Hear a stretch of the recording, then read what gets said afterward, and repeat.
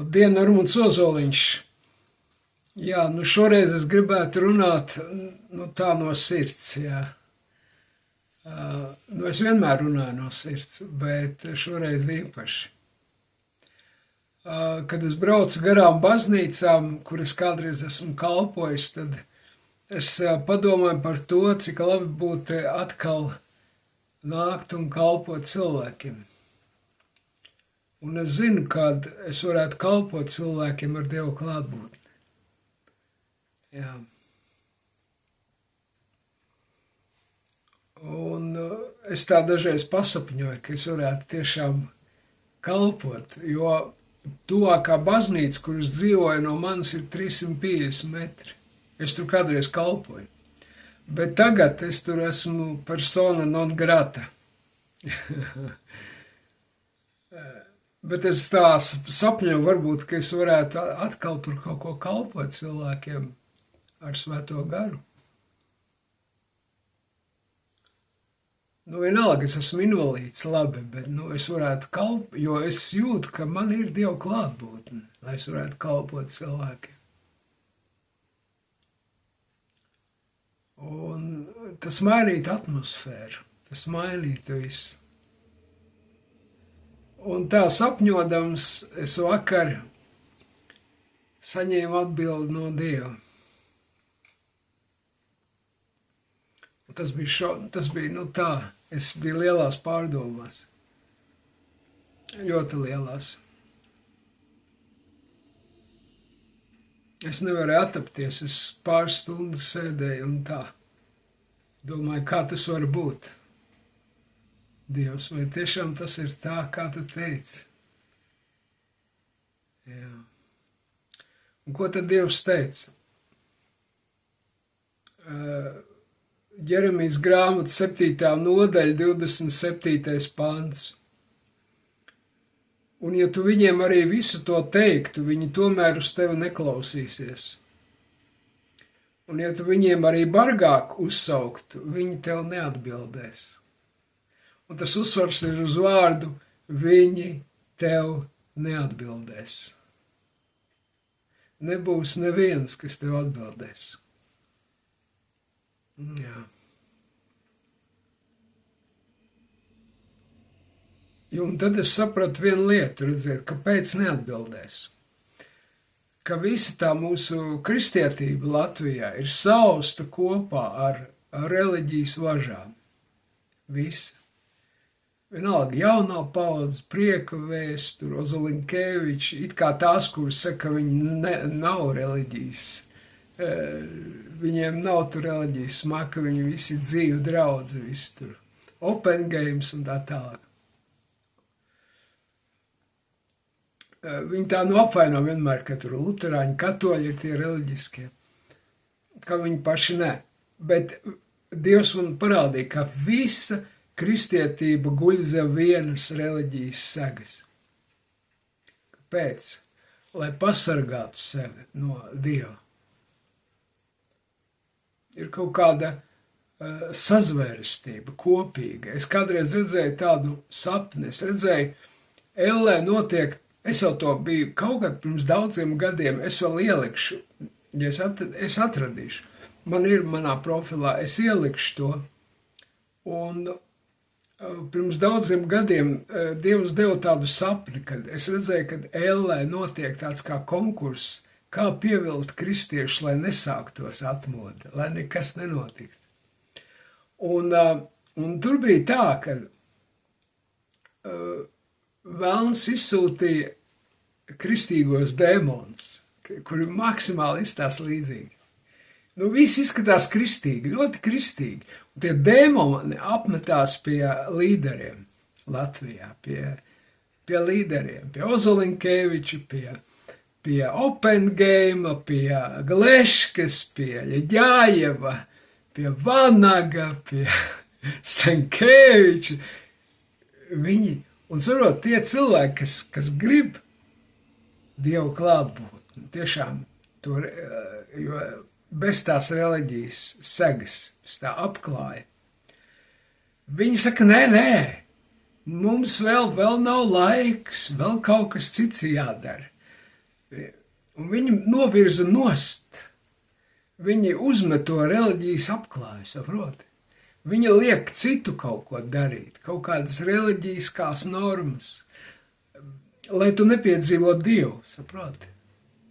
Un tad, kad tu Dievu piedzīvo, tev pasaka, ka tas nav Dievs. Nē. Jā. Ka man kādreiz viens luterāņu mācītājs teica, kāda šausmas Normund, tur bērni bija nokrituši pie zemes, un viņi visi ar pārgrieztām sejām, cits tur smējās, cits tur raudāja, cits tur... Es teicu, Sātana atkāpies. Kas tas bija, Normund? Es saku, zini, man liekas, ka tu nevis Sātanu esi aizbaidījis, bet Dievu esi aizbaidījis. Es atraidījis Dievu. Tas bija Dievs.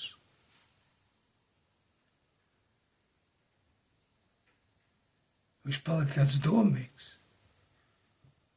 Viņš jau zina, ka es te netolerēju. Es runāju tā, kā es domāju. Un saprotiet, tieši tā notiek visās draudzēs. Visās. Un ir kaut kāda kopīga sazvērstība. Ir dota vaļa tiem kristīgiem dēmoniem. Sasaistīt ar to reliģisko segu, to apklāju, lai cilvēki nevarētu piedzīvot Dievu. Tas ir visās draudzēs. Es varu iet jebkurā baznīcā. Man teiks, laipni lūdzam, Normund, nāc. Bet tikko nonāks runa par Dievu klātbūtni, tā teiks, nenāc vairāk.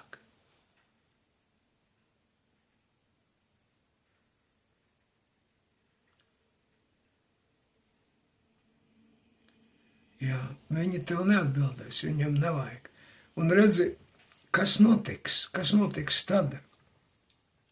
Un tad Dievs deva nākamo vārdu.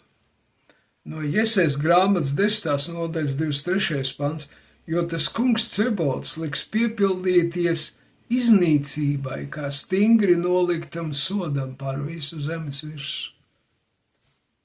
Nolikt kaut kādu iznīcību. Un kristīgās draudzes būs atbildīgas par šo iznīcību, jo viņas nedeva vietu Dievam savās draudzēs. Jā.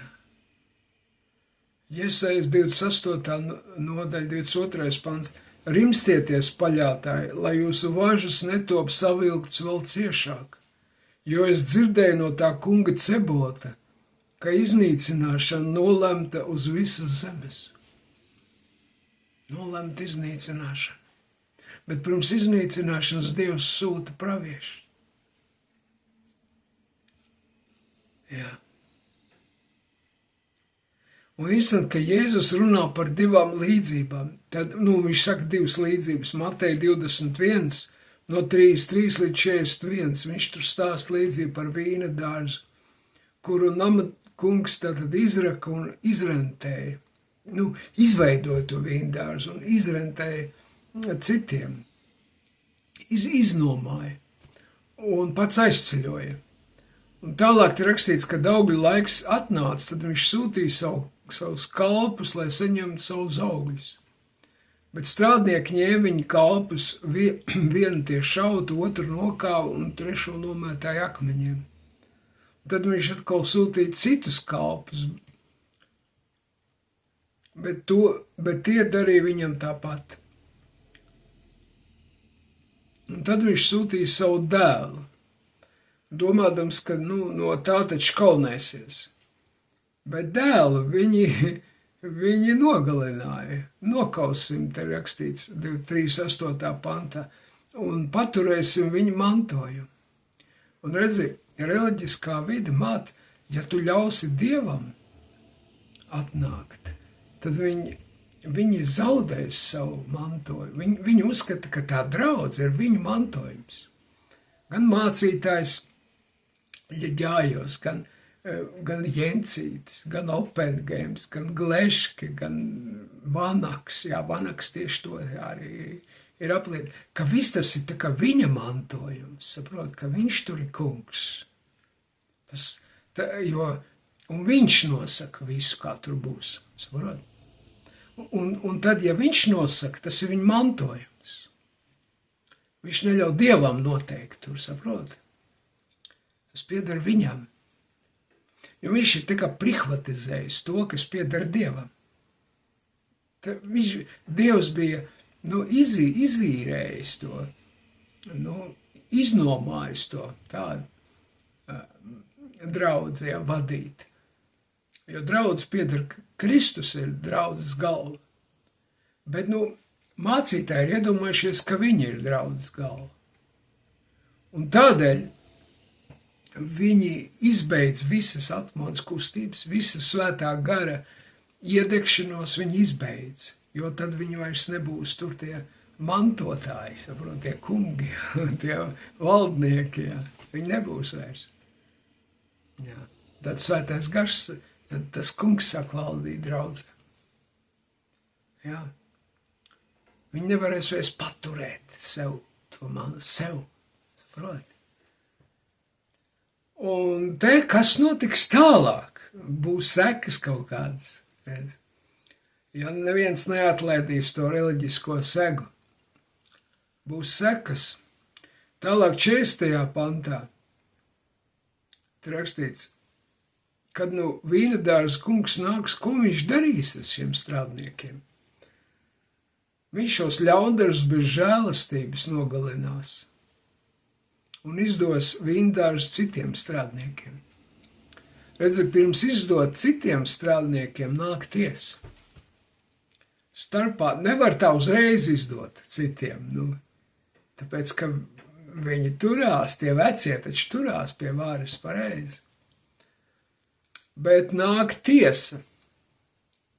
Te rakstīts, viņš šos ļaundarus bez žēlastības, ir uzsvars, bez žēlastības nogalinās. Uz tiesu.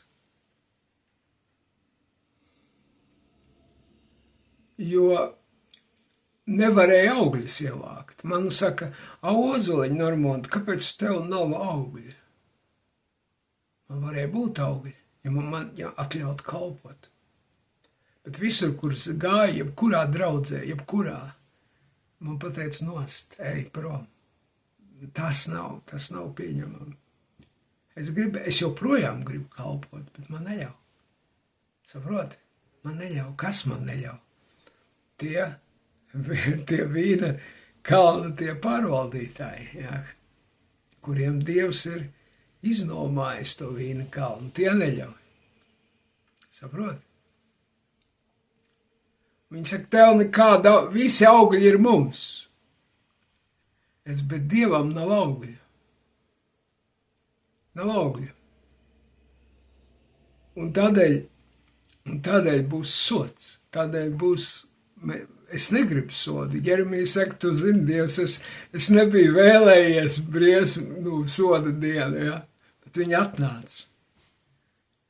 Jā, mums nav prieks par soda dienu. Bet viņi atnāk, tāpēc, kad cilvēki tie vīna kalna saimnieki, viņi nedara tā, kā Dieva vārds saka. Lūk tā, viņi patur sev to vīna kalnu, viņi neizdod, viņi tos augļus nenatdod, nekā. Ok, nākamā līdzība ir par kāzām, jā. Mateja evaņģēlija 22. nodaļa, tātad no 1 līdz 8. Debesu valstība līdzinās ķēniņam, kas taisīja savam dēlam kāzas. Viņš izsūtīja kalpus aicināt viesus kāzās, bet tie negribēja nākt. Viņš izsūtīja atkal citus kalpus, un viņš saka, mans mīlestības sataisīts. Nāciet kāzās, bet viņi neievēroja. Bet citi sagrāba kalpus, apsmēja un nokāva. Es neesmu nokauts vēl, es esmu tikai apsmiets. Jā. Un tad ķēniņš palika dusmīgs, viņš izsūtīja savu karaspēku un lika šo slepkavus nokaut un nodedzināja viņu pilsētu. Tad viņš sacīja saviem kalpiem, kāzas ir sataisīts, bet viesi nebija cienīgi. Atkal pirms izsūtīt uz lielceļiem un sētmalēm pēc citiem kāzu viesiem, par vidu ir sots. Tā rakstīts, viņš izsūtīja karaspēku šo slepkavus nokaut un nodedzināt viņu pilsētu. Un redziet, tas ir tas, kas mums draud. Tādēļ, kad Dievs gribēja redzēt kāzas savā draudzē. Bet tie ganie, tie pārvaldnieki, ieceltie, viņi to visu likvidēja. Viņi apsmēja visu izpostīja, lai kāzas nebūtu. Tās bija tās kāzas, ko Dievs bija sagatavojis, saprot? Tās nebija tas, ko cilvēki bija gatavi, bet ko Dievs bija sagatavojis. Un viņi visu to noraidīja, izpostīja, likvidēja. Un redzi, ka tam visam ir sekas. Un sekas ir tādas, ka nāk karaspēks. Un izposta visu, nolikvidē pilsētu, nodedzina. Jā.